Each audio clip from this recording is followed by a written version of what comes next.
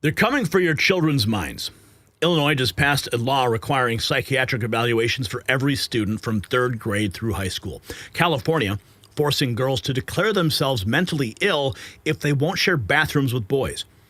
The government wants to label, drug, and control the next generation, but one man in Trump's cabinet is exposing the whole scheme. RFK Jr. just declared war on Big Pharma's grip on our kids. He's investigating the drugs they're pushing. He's demanding real answers about violence and SSRIs. The battle lines are now drawn between those who want to medicate your children and those who want to heal them. What comes next will certainly shock you. While politicians push pills on our kids, there is a natural solution for adult Americans dealing with real pain. You're getting older, I'm getting older, it's unavoidable. Until science figures out how to age and reverse, we all face joint pain. You've probably tried supplements promising miracles, but most don't work. And there's one thing that has stood the test of time, turmeric. But standard turmeric barely gets absorbed by your body, making it useless for serious pain.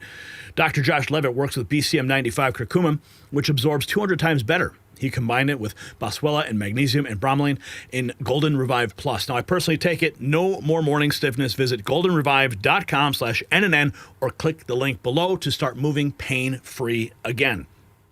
Now, this just in, Health and Human Services Secretary RFK Jr. announces investigations into SSRIs and their contribution to the trans violence epidemic. And we're still trying to prevent it, and we're still trying to get a lot of answers to a ton of questions. But the one thing is clear, you are dealing with a person who's trans, that was transitioning. Are you going to be examining at all some of the drugs that are used in order to make that transition happening, to see if it plays a role? Because we also know there was a trans shooter in the Tennessee situation. Yeah, we are doing those kind of studies now at NIH. We're launching studies on the potential contribution of some of the SSRI drugs and some of the other psychiatric drugs that might be contributing to violence. You know, many of them on there have black box warnings that warn of suicidal ideation and homicidal ideation. So we can't exclude those as a culprit, and those are the kind of studies that we're doing. So I've never seen that medicine, but you're saying that if you get it, some of the side effects could be? There are black box warnings on some of these psychiatric drugs that warn about in their clinical trials that they saw suicidal and homicidal ideation. So, you know, we are going into that with an open mind. Prevent it. And we're still. And that's how you can prevent those tragic occurrences from people. There's a side effect. It is a known side effect. Now, in Temecula Valley Unified School District, they're accused of forcing girls to claim mental health issues if they don't want boys in their restrooms. Girls should never be forced to choose between their privacy and being labeled mentally unwell. Let's check in with the school board there. They're simply we all share the same goal here, keeping our children safe, supported, and able to learn without distraction. This is a distraction.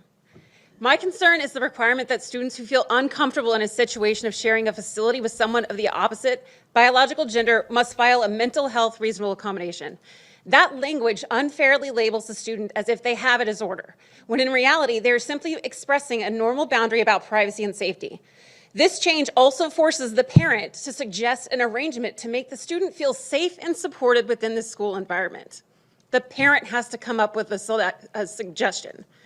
The burden of the accommodation should not fall on the majority of the students who are simply using facilities consistent with their biological sex, telling them that they must either adjust or be permanently marked with a mental health record. That isn't fair, and it discourages students from speaking up when they feel unsafe. As a former United States Marine, I know firsthand how serious that can be. If I carried a mental health accommodation as a young person, it could have disqualified me from serving. We should not risk closing doors for students in the future simply because they express a normal, healthy boundary today. Policies like this can also create unnecessary vulnerabilities and increase risk, situations that could have easily been prevented with a balanced approach. To make this real, in my own home, I do not allow my teenage boys to be undressed around my teenage daughter. That's not because of judgment. It's because about healthy boundaries, modesty, and safety. It is not just my daughter who would feel uncomfortable. My sons are also very uncomfortable with the idea of a male being in their sister's private space. All three of my children feel strongly about these boundaries, and I believe the school should respect them as well. A more balanced approach would be the student requesting access to a different facility or be offered a private or single-use option under their own accommodation request. Wow. That way their needs are met, the law is upheld, all without stigmatizing other students or forcing them into. Wow. But did you hear what she said there about how it could affect enlistment in the military? Sex, telling them that they must either adjust or be permanently marked with a mental health record. That isn't fair, and it discourages students from speaking up when they feel unsafe. As a former United States Marine, I know firsthand how serious that can be. If I carried a mental health accommodation as a young person, it could have disqualified me from serving. It could have disqualified her from serving. Now, what's happening in Illinois?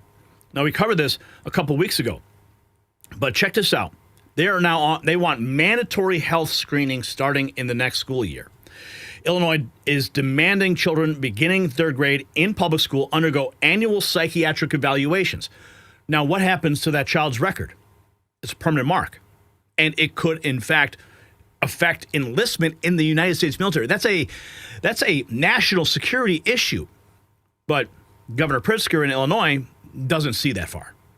Screenings is to ensure the state of Illinois is now demanding that children beginning in the third grade in public school undergo annual psychiatric evaluations. At a time when our kids are struggling with anxiety and depression more than ever before, it's our responsibility to ensure that young people have all the support that they need to get the help that they deserve. The new law will require public schools to offer age-appropriate screenings to identify mental health concerns in students in the 3rd through 12th grades. The point of these annual screenings is to ensure that they drug as many children as possible with psychoactive medications so that those children become loyal customers of Big Pharma for life. And of course, they'll also become profoundly unhappy people, which accounts for roughly 100% of the Democrats' voter base. So it's a win-win for politicians like J.B. Pritzker and for Big Pharma. And it's a lose-lose for you and for your children. The state of Illinois is now demanding that children beginning in the 3rd grade. You see what's going on here?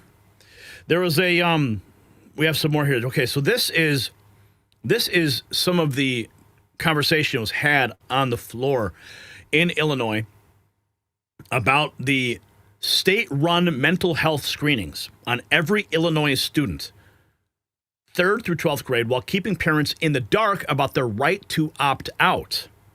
This is yet another mandate shoved onto local schools and another way for government to stick its nose where it doesn't belong. Parents, not politicians, should decide what's best for their kids. Who will be developing this mental health screening and the language in the mental health screening? ISB will be procuring a universal mental health screening tool that school districts will have the option to use, but they will also have the option not to use that tool that ISB has procured, and they will maintain the option to procure their own tool at the district level. Okay, so the school district will have the availability to use whatever mental health screening they feel is appropriate to that school district. Yes. I want to point out a nuance here, Rep. Yes, they will. If they use the tool that ISB procures, it will be free to the school districts. There could be a cost if they go out and find their own tool that costs money. There might be other mental health screenings out there that there is no cost. I'm not an expert on every single mental health screening out there in the world. Okay, thank you. Now it also says, in consultation with the Children's Behavioral Health Transformation Team of the Office of the Governor, will they be assisting ISB? Yes, they've been working with ISB, and in fact, all our 6 child-serving agencies on the much larger Illinois Children's Behavioral Health Transformation Initiative for the past few years. Okay. And you had said that, like my son or daughter could opt out of this mental health screening. how will that be made available to me as a parent to know that my child is going to have a mental health screening at their school? That's a great question. And I'm going to be very, very clear about this. So for the school districts that aren't doing this already, when this officially comes online from the state's perspective, every single school district will have to have an opt-out policy that you're aware of. The nuances of exactly how that policy will be communicated to parents and guardians will be up to the school district.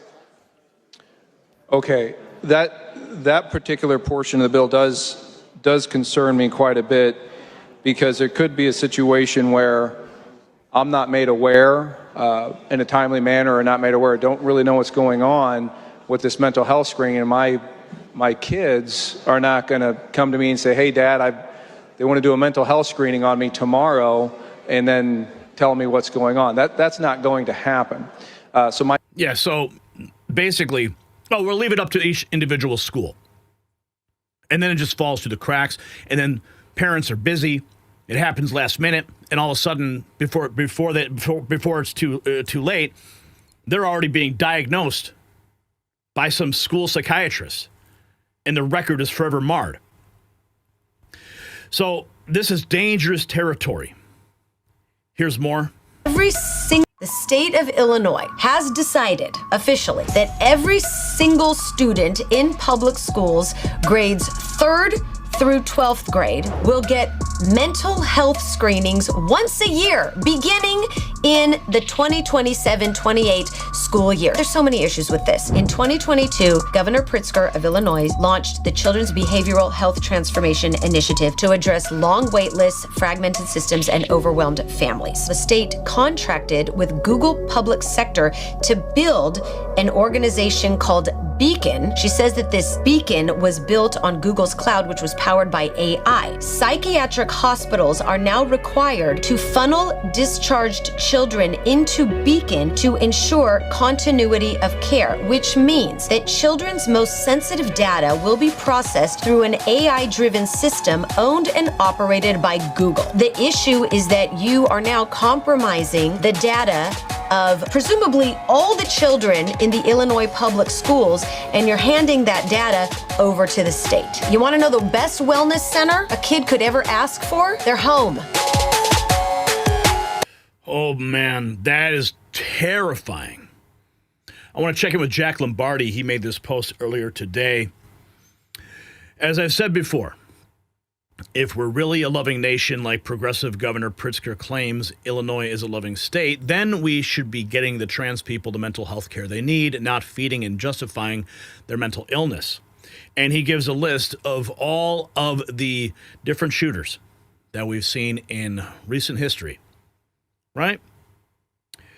And of course, I replied, you can start with Jennifer Pritzker, who is J.B. Pritzker's, she was born James Nicholas Pritzker to Robert Pritzker and Audrey Pritzker in Chicago. 5 years of her youth were spent, yada, yada.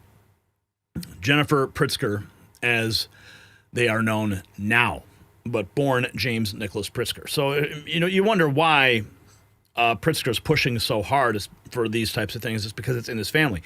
But what happens? What happens when you have these mental health issues? Well, of course, you have this. I mean, the White House, this is from Town Hall. The White House responded to the massacre of 2 children at the Minneapolis church on Wednesday at the hands of a transgender male. They were careful not to use either of the shooters' names. Their response was very strategic. Here is the press secretary addressing the shooting. An innocent 8-year-old shooting that took place yesterday at the Annunciation Catholic Church in Minneapolis, Minnesota, where a deranged shooter opened fire during morning mass, killing an innocent 8-year-old and 10-year-old. 14 other children and 3 adults were also injured during this horrible tragedy. This was the first morning mass of the school year for these beautiful, innocent children, and this sacred religious service was desecrated by an evil monster. We are all eternally grateful to the heroic law enforcement officers and first responders whose courage and swift response aided all of those impacted by this horrible tragedy. As Director Kash Patel confirmed yesterday, the FBI is currently investigating this shooting as an act of domestic terrorism and a hate crime targeting Catholics. President Trump signed a proclamation yesterday following his call with the governor of Minnesota, Tim Walz, acknowledging the victims and their families and directing flags to be flown at half-mast. President Trump and the First Lady encouraged the entire nation to join all of us in praying for the victims and their families as they face unimaginable grief and loss. The White House and the FBI will continue to provide further updates as they become available.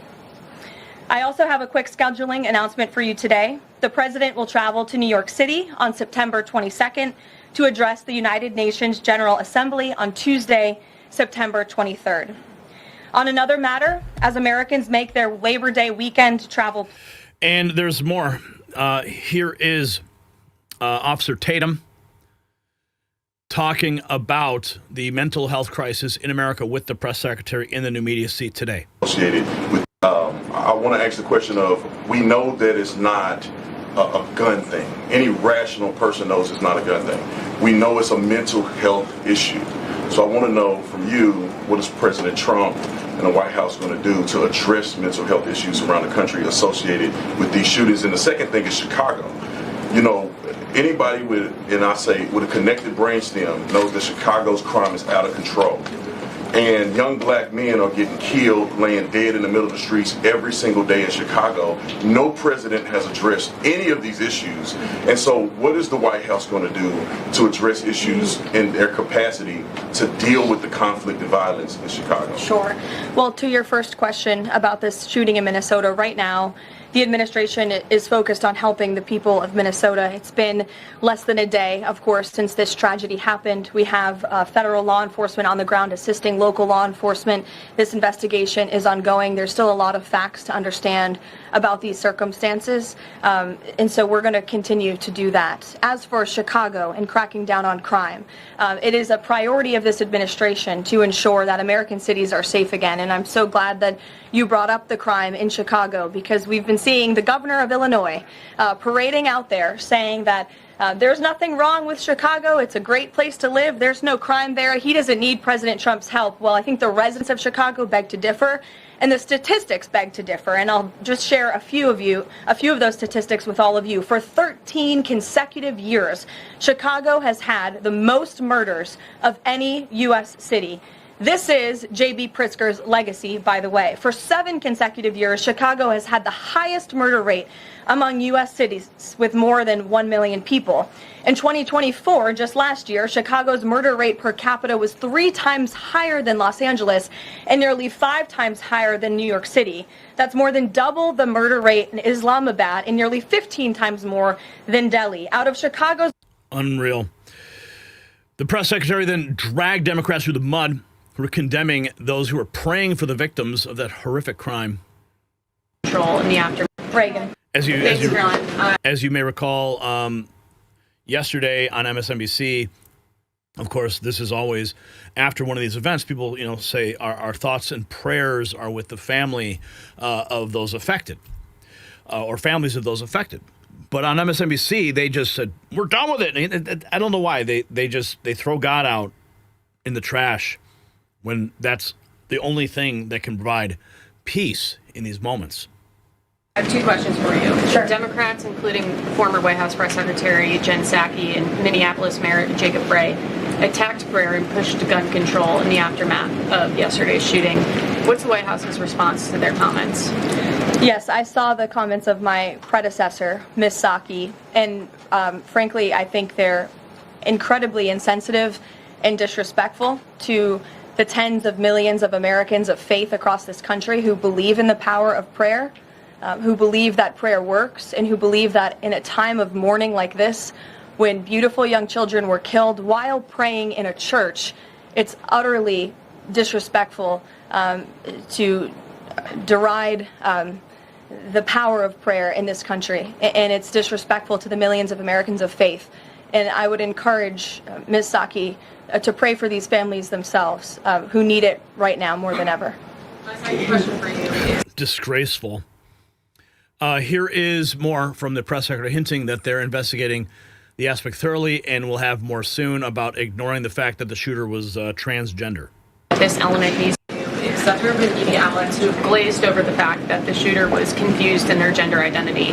Does the administration believe that this element needs to be investigated in the shooting? All of the elements are being investigated in the shooting, absolutely. Which is why part of the reason the FBI director came out and immediately confirmed that facet of the investigation. John.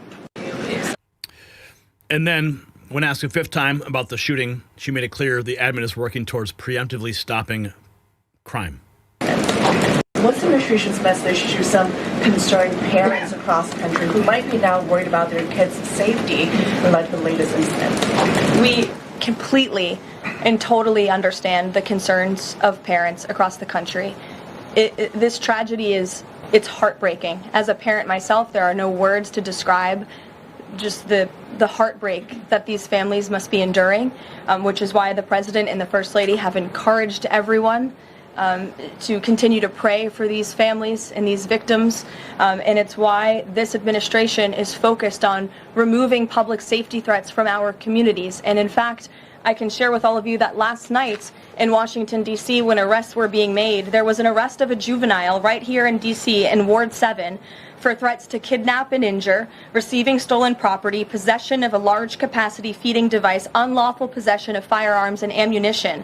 A search warrant was executed, 7 firearms were recovered, and the juvenile was arrested after an investigation was initiated based on social media posts allegedly threatening violence towards a school.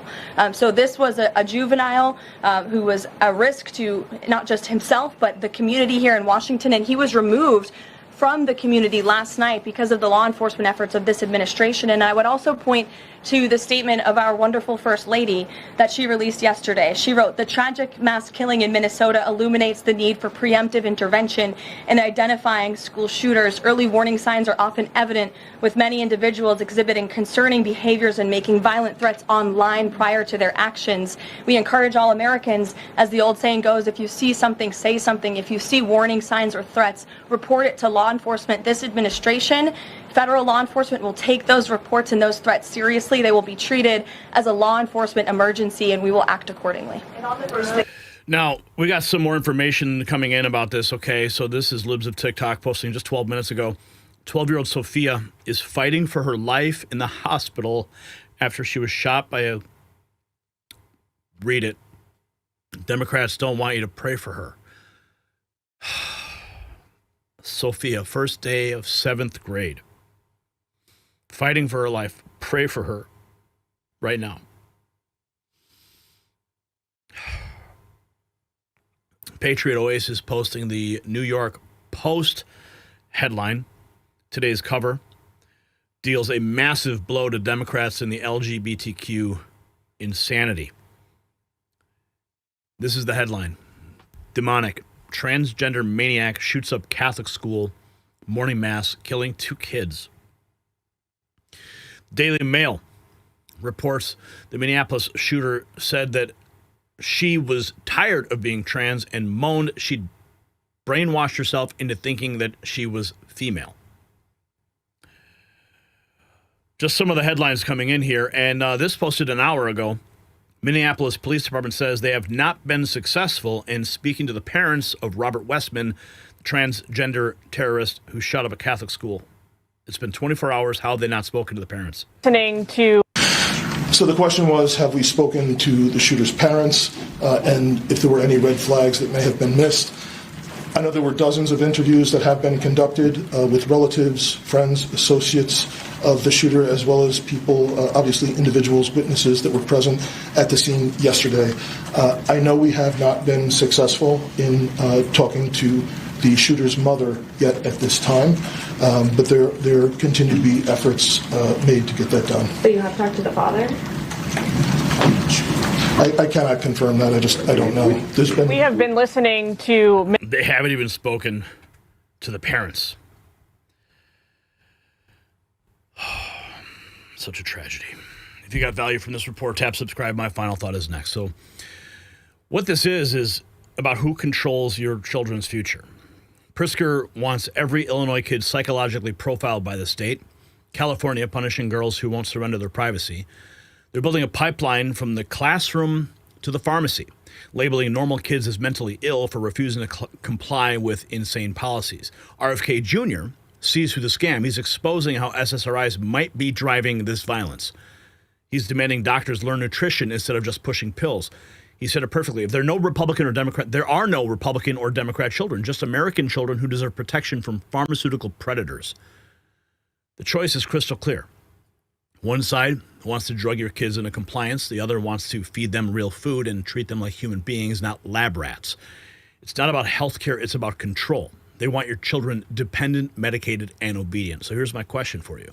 Should parents have the right to opt out of all school mental health screenings? Drop a yes or a no in the comments. And if you want to support the Next News Network, do it with some merch. It's linked down below where you can trigger a liberal today.